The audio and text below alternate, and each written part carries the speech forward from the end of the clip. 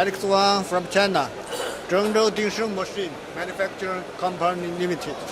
Okay, our company mainly manufacture for edible oil processing equipment, include pretreatment, press, extraction, and refinery, and equipment suitable for rice-bran oil, soybean oil, and sunflower oil, mustard oil, and other oil seeds. Firstly, it's my third time to come to this exhibition, and I think this exhibition is very successful.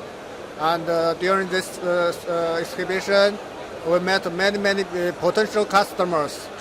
And also, I need to thank you to this organizer, all the sponsor, and all the people came.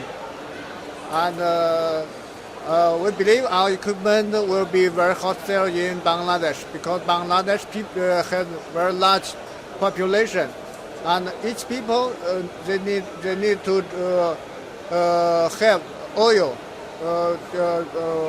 So our equipment will be because it's high efficiency and not so costly and very new innovation technology, and I also can help Bangladesh people improve their life quality.